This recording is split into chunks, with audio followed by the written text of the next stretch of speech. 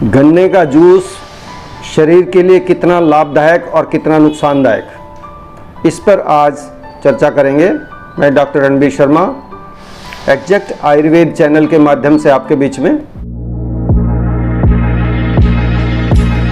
एक बड़ा कॉमन सी बात है कि गन्ने का जूस जो है ना, वो लगभग हर जगह पिया जाता है, हर जगह मिल जाता है।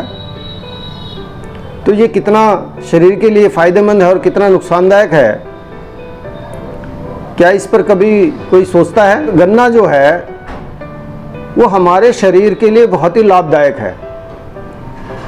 तो नेचुरल बात है कि गन्ने का रस भी लाभदायक होना चाहिए,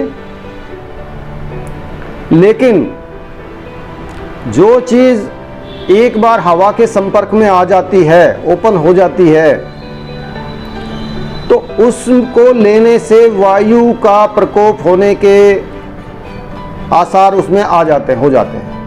पहला जो इसका नुकसान है जूस पीने का, कोई भी जूस हम पिए।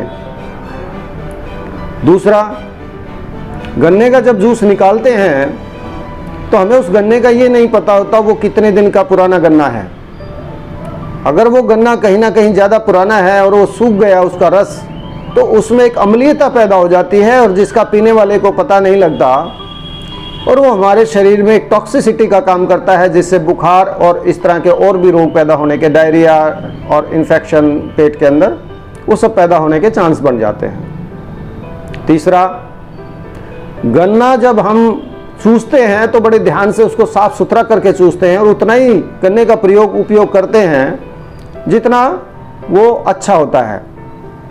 लेकिन जब हम उसका रस निकालते हैं तो वो कहाँ से उसमें कीड़ा लगा हुआ है, कहाँ से वो गंदा है, इसका कहीं पे ध्यान नहीं रखा जाता, इसको अच्छे से नहीं देखा जाता। तो वो जो खराब जो गन्ना है उसका रस भी हमारे अंदर जाता है, जिससे हमें नुकसान होता है।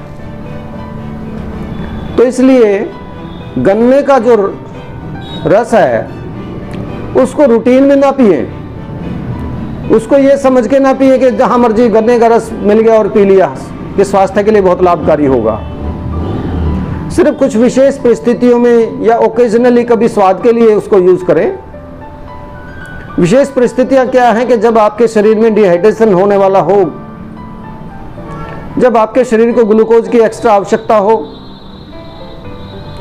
और दूसरा जब आपका जो लीवर है उसकी फंक्शनिंग कहीं डिस्टर्ब होगी हो, जहाँ पे हमें गन्ने के रस की आवश्यकता ज़्यादा होती है, जहाँ कार्बोहाइड्रेट की ज़्यादा आवश्यकता होती है, और क्योंकि ये इजीली डाइजेस्ट हो जाता है, इसलिए वहाँ पे गन्ने के रस का प्रयोग किया गया है। लेकिन उसमें भी नींबू का साथ में प्रयोग बताया गया है, खाली गन्ने का रस तो वहाँ भी नहीं बताया गया है।